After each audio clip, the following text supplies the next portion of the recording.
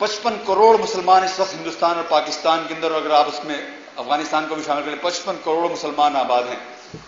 ان 55 کروڑ مسلمانوں میں کوئی فرقے کی طرف بلانے والا ہے، کوئی مسلک کی طرف بلانے والا ہے، کوئی مکتبہ فکر کی جانب بلانے والا ہے، کوئی صوبے کی جانب بلانے والا ہے، کوئی زبان کی جانب بلانے والا ہے، کوئی ذات کی جانب بلانے والا ہے، کوئی برادری کی جانب بلانے والا ہے.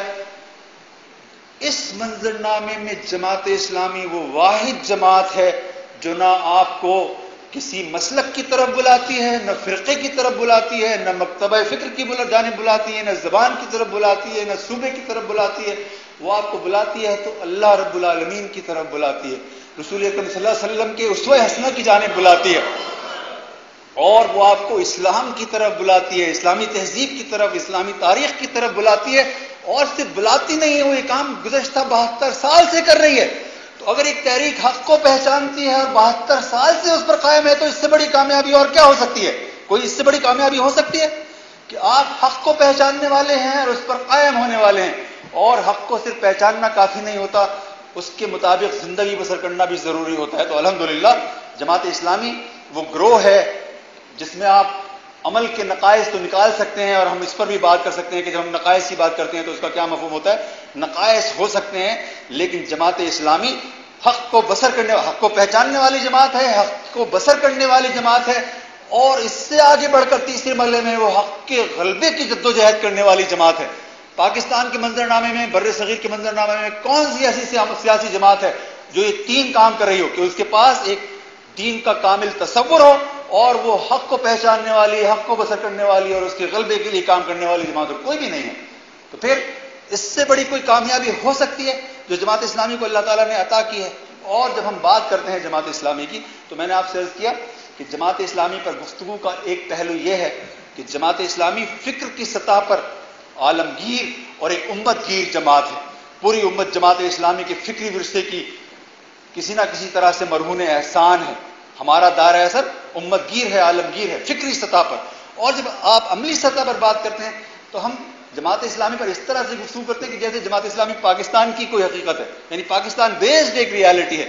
میں نے بھی آپ سے عرض کیا کہ جماعت اسلامی پاکستان کے اندر موجود ہے، ہندوستان کے اندر موجود ہے، وہ وہاں کی سب سے منظم اور سب سے زیادہ فوقیت رکھنے والی جماعت ہے. جماعت اسلامی بنگلہ دیش کے اندر موجود ہے، وہ وہاں کی سب سے بڑی مذہبی جماعت ہے. جماعت اسلامی سری لنکا کے اندر موجود ہے، وہ وہاں کی سب سے بڑی مسلم تنظیم ہے، اور ہمارے اثرات افغانستان کے اوپر موجود ہیں. اس کا مطلب کیا ہوا؟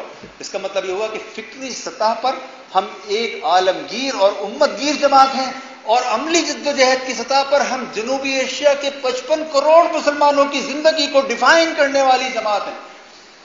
یہ کوئی چھوٹی سی بات ہے، یہ کوئی معمولی سی بات ہے. اور جماعت اسلامی کی اسٹرینتھ کا اور اس کی اہمیت کا اور اس کی معنویت کا ایک پہلو یہ ہے، آپ نے کبھی اس بات پر پتہ نہیں غور کیا کہ نہیں کیا کہ ہم اس کو پیمانہ تو بناتے ہیں کہ ہمیں انتخابات کے اندر کامیابی نہیں ملتی، اور انتخابات میں تو ہمیں بلا شبہ کامیابی نہیں ملتی ہے، اس میں تو کوئی شبہ نہیں، اس میں تو کوئی دو رائے نہیں. لیکن آپ نے کبھی اس پہلو پر غور کیا کہ ہم انتخابات میں پے در پے ناکام ہوتے ہیں، اور چونکہ ہم ایک انسانوں ہی کی جماعت ہیں اس لیے اس سے ہم متاثر ہوتے ہیں، تو اضمحلال کا شکار ہوتے ہیں، مایوس بھی ہو جاتے ہیں، گفتگو کرتے ہیں ہم اس کے اوپر، اپنی مایوسی کے اوپر گفتگو کرتے ہیں. لیکن جماعت اسلامی پر اللہ تعالیٰ کی خاص رحمت کا سایہ ہے، اور اس خاص رحمت کے سائے کے زیر اثر آپ 15 دن، 20 دن، 1 مہینے، 1.5 مہینے اس ناکامی کے زیر اثر رہتے ہیں، اور پھر اس سے نکل کر پھر باؤنس بیک کرتے ہیں، اور پھر دوبارہ آپ اپنی معمول کی سرگرمی کی طرف لوٹ جاتے ہیں، اور آپ انٹیکٹ رہتے ہیں، اور آپ کے اندر کوئی تبدیلی یا کوئی تغیر نہیں آتا، کوئی فتنہ اور کوئی فساد نہیں برپا ہوتا. کیا یہ بہت چھوٹی سی بات ہے؟ کیا آپ یہ تصور کر سکتے ہیں کہ پیپلز پارٹی کو انتخابات میں پورے ملک سے 4 نشستیں ملی ہیں، اور پیپلز پارٹی 2 مہینے کے بعد موجود ہے؟ یہ ممکن نہیں ہے. جس دن پیپلز پارٹی کو انتخابات میں 4 نشستیں ملیں گی 2 مہینے کے اندر اندر وہ فنا ہو جائے گی. جس دن مسلم لیگ کو انتخابات میں 4 نشستیں ملیں گی مسلم لیگ 2 مہینے کے اندر اندر فنا ہو جائے گی. جس دن ایم کیو ایم کو 4 نشستیں ملیں گی ایم کیو ایم ہمیشہ ہمیشہ کے لیے ختم ہو جائے گی. ہم ناکام ہوتے ہیں اور اس کے زیر اثر جاتے ہیں اور پھر باؤنس بیک کرتے ہیں، اور یہ ہماری ذاتی خوبی نہیں ہے، اس کو یہ نہ سمجھیے گا کہ ہماری ذاتی خوبی ہے.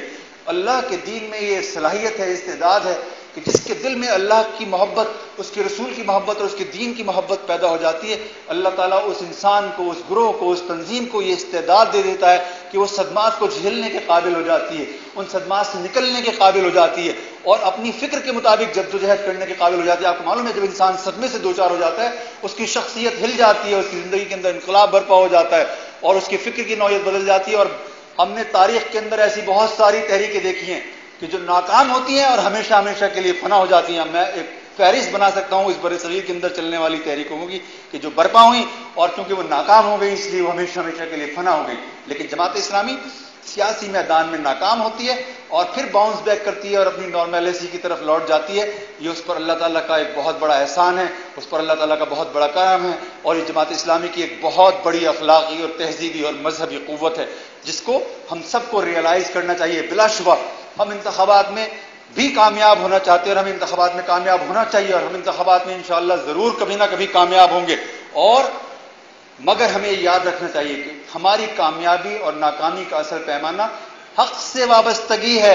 اگر ہم حق کو ابینڈن کر دیں اور پاکستان تو کیا ہمیں پوری دنیا کا اقتدار بھی حاصل ہو جائے تو ہم ناکام ہو جائیں گے۔ پوری دنیا کا اقتدار اگر جماعت اسلامی کو مل جائے اور وہ حق پر نہ کھڑی ہو تو وہ ایک ناکام جماعت ہے۔